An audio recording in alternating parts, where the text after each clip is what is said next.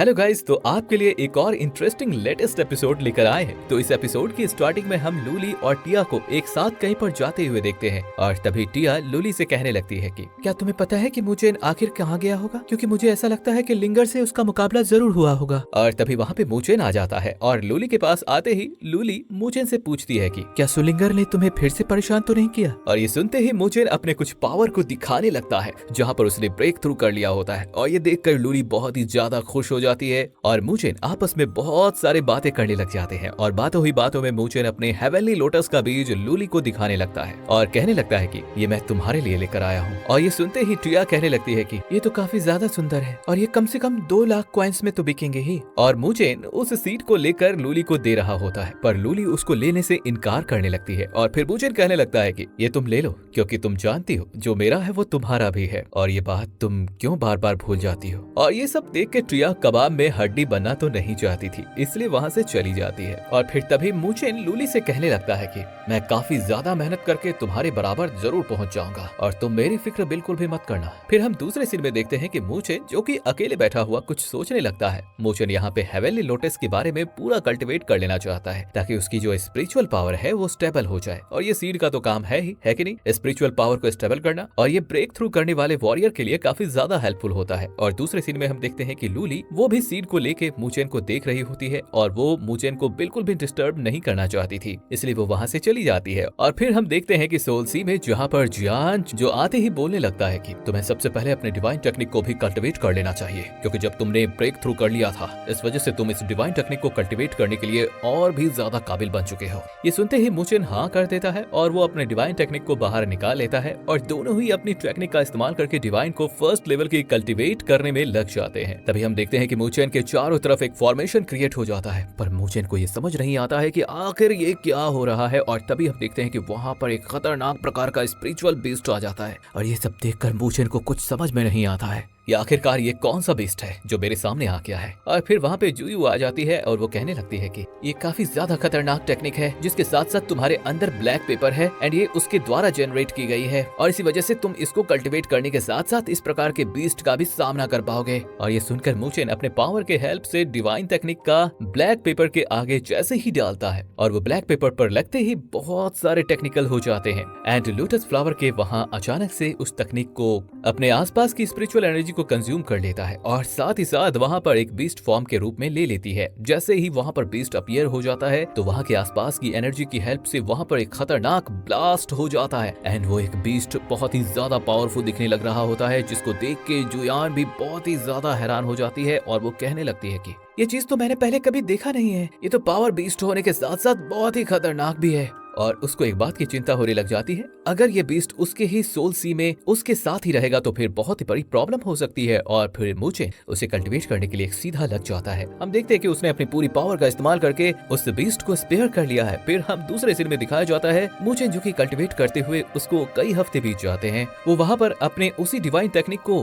Cultivate कर रहा होता है जिसकी वजह से वहाँ पर एक बीस्ट आ जाता है और साथ ही साथ वो आकाश में जाकर आइस एनर्जी की हेल्प से ब्लास्ट हो जाता है और इसी वजह से मूचेन को पूरी तरह से पता चल जाता है कि अब वो इस काबिल भी बन चुका है। और फिर हमें दिखाया जाता है कि मूचेन के पास एक बंदा आता है, वो आते ही उसके साथ उससे कहने लगता है कि बॉस एक प्रॉब्लम हो गई है। और मूचेन कहता है कि ऐसा क्या प्रॉब्लम हो गई है, जल्दी से मुझे बताओ। फिर वो बंदा बोलता है कि जल्दी आप मेरे साथ चलिए। और वहीं दूर से लूली ये सब देख रही होती है और उसे समझ नहीं आता कि आखिरकार मूचेन को हुआ क्या है एंड वो अपने 4 दिन के कल्टिवेशन को छोड़कर कहाँ जा रहा है। फिर हम दूसरे सीन में देखते हैं कि वहाँ पे टिया और भी काफी साथियों को दिखाया जाता है और वहाँ पे उनकी फाइट लिंग सिंह से हो जाती है। लिंग सिंह कहने लगती है कि आखिरकार तुम लोग मेरे बीच में टांग क्यों अड़ा रहे हो। ये सब देखकर वहाँ पे कुछ स्टूडेंट होते हैं, वो उनके बारे में बात करना शुरू कर देते हैं और कहने लगते हैं कि ये लोग तो बैटल रैंक के 5th स्टेज पर हैं। और जबकि दूसरी तरफ हम देखते हैं कि एक छोटी सी लड़की को जो आते ही उनसे कहने लगती है कि तुम एक बहुत ही बुरी इंसान हो क्योंकि तुमने हमारे बंदों को चोट पहुंचाने की कोशिश की है। लिंग सिंह ये सुनते ही वो छोटी बच्ची के पास आ जाती है और कहने लगती है मैंने उन लोगों को परेशान किया है।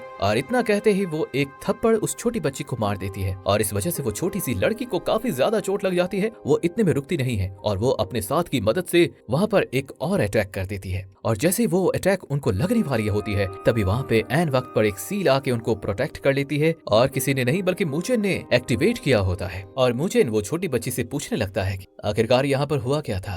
तब वो छोटी लड़की मूचेन को बताने लगती है, भैया ये लड़की ने मुझे एक थप्पड़ मार दिया और ये यहाँ पर हमारे साथियों को मार रही थी, इसलिए मैं उन्हें समझा रही थी। भाई आप इन लोगों को छोड़ना मत, इन लोगों को खत्म कर दो। फिर भी लिंग सिंह अपने ही एटीट्यूड में रहती है और मूचेन उसे कहने लगता है कि आखिरकार तुम्हारी प्रॉब्लम क्या है, तुम्हें मुझसे फाइट करना है तो मुझसे फाइट करो, तुम एक छोटी सी बच्ची पर हाथ क्यों उठाई। लिन सिन कहने लगती है कि अरे मैं तो हवा में हाथ चला रही थी, इसका गाल बीच में आ गया और इसको एक थप्पड़ लग गया। ये सुनते ही मूचेन कहने लगता है कि अच्छा रुको, मैं तुम्हें बताता हूँ, आखिरकार उस दिन तो तुम बच गई थी लेकिन आज तुम नहीं बच पाओगी। तभी वहाँ पर लूली आ जाती है और वो आते ही लिन सिंह को एक थप्पड़ जड़ देती है और वो कहने लगती है कि हाँ मैं भी हवा में हाथ चला रही थी, तुम्हारा गाल बीच में आ गया।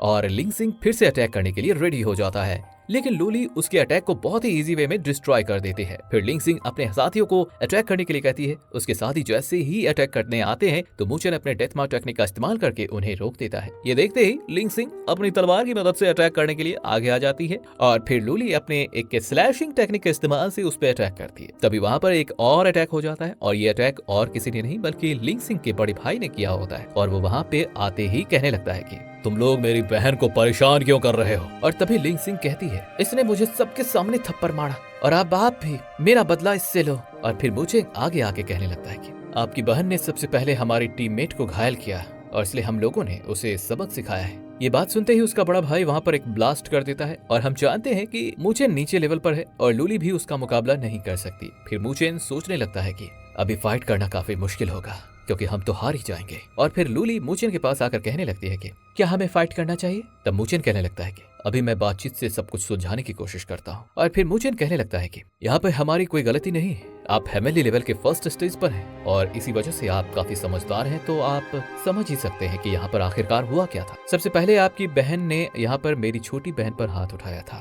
और फिर उसका बड़ा भाई कहने लगता है, तुमने तो मेरी बहन को बहुत बार अपमानित किया है, ये कोई पहली बार नहीं है। मैंने सुना था कि जब तुमने हेवेली लोटस की सीड को कलेक्ट करने के लिए गए थे तब भी तुमने मेरी बहन को बहुत ही परेशान किया था। और फिर मूचेन कहने लगता है कि नहीं, ऐसी कोई बात नहीं है, वहाँ पर भी आपकी ही बहन की गलती होती है। लिंग सिंह के भाई कुछ भी सुनने को तैयार नहीं होता है और कहने लगता है कि आज तो तुम मेरे हाथ मरने ही वाले हो। इतना कहते ही वो अपनी बहन का बदला लेने के लिए तैयार हो जाता है और अपने पावर को एक्टिवेट कर लेता है। और वहाँ पर मूचेन और लूली भी दोनों मिलकर भी उसका मुकाबला नहीं कर सकते हैं। और तभी इन सब के बीच हम देखते हैं कि अचानक से वहाँ पर कोई आ जाता है और फिर हमें दिखाया जाता है कि वहाँ पर ली आ जाता है, जो कि वो मूचेन की हेल्प करने के लिए वहाँ पर आया होता है। जैसा कि आप जानते हो कि ली मूचेन का दुश्मन होता है, तो वो मूचेन की हेल्प करने क्यों आ रहा है, क्योंकि वो दोनों ने आपस में डील किया होता है कि वो दोनों महीने बाद फाइट करेंगे और उनमें से जो जीतेगा लूली उसी की हो जाएगी। वो वहाँ पर मूचेन की हेल्प इसलिए करना चाहता था क्योंकि वो लूली को इम्प्रेस करना चाहता था। और ये सब देखकर लूली का ब्रदर कहने लगता है कि हम तो इस मामले को आपस में लेन देन करके निपटाना चाहते थे, आप बीच में बिल्कुल भी ना आए।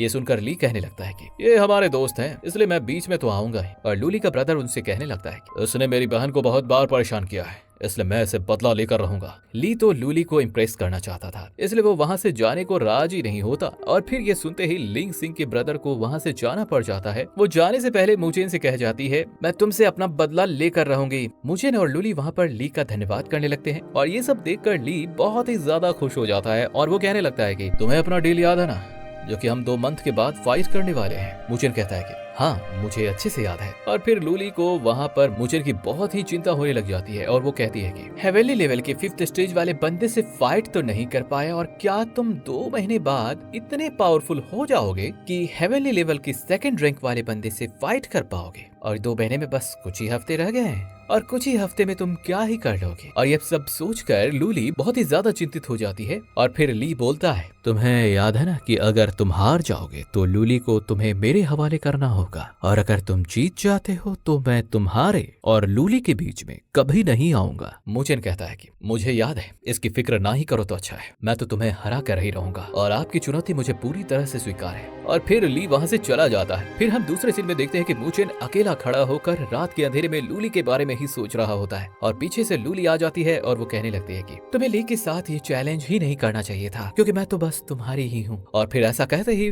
वो मूचेन को गले लगा लेती है और दोनों ही बहुत ही इमोशनल हो जाते हैं। फिर लूली कहने लगती है कि चलो हम दोनों यहाँ से कहीं भाग चले, क्योंकि मुझे बस तुम्हारे साथ ही रहना है। फिर मूचेन कहने लगता है कि क्या तुम्हें मुझ पर बिल्कुल भी भरोसा नहीं है? मैं तो तुम्हारे लिए कुछ भी करने के लिए तैयार हूँ, मैं उसको हरा कर ही रहूंगा, चाहे इसमें मेरी जान ही क्यों ना चली जाए। और दोनों ही फिर आपस में काफी ज्यादा बातें करने लगते हैं और फिर उस सीन में मूचेन लूली से फिर से अपने प्यार का इजहार कर देता है। फिर वो दोनों आपस में किस करने लग जाते हैं और दूसरे सीन में हम देखते हैं कि ली वहाँ पर खड़ा होकर वो वहाँ पर मूचेन का इंतजार कर रहा होता है, क्योंकि 2 महीने तो अपूरे हो गए हैं। और फिर हमें दिखाया जाता है कि वहाँ पे काफी सारे लोग उन दोनों का फाइट देखने के लिए खड़े हो जाते हैं और वहाँ पर कुछ लोग कहने लगते हैं कि मूचेन तो अभी अभी हेवनली रैंक पर ही आया है और वो हेवनली रैंक के 2nd लेवल के बंदे से फाइट करने वाला है। वहाँ पर सुलिंगर भी आ गई होती है, जो कि अपनी दीदी के साथ होती है। वो कहने लगती है कि क्या मूचेन सच में पागल हो गया है। एंड सुलिंगर और उसकी बहन आपस में बात करने लग जाती हैं। फिर हमें दिखाया जाता है कि वहाँ पर कोई आ रहा होता है, जिसे देखकर वहाँ के सारे लोग दूर भागने लग जाते हैं और वो बंदा सीधा सुलिंगर की दीदी के पास जाकर खड़ा हो जाता है और वो कहने लगता है, वास्तव में ये फाइट तो बहुत ही ज्यादा इंटरेस्टिंग होने वाली है, क्योंकि इस फाइट को स्वयं मैं देखने आया हूँ एंड ये फाइट तो खतरनाक होगा ही।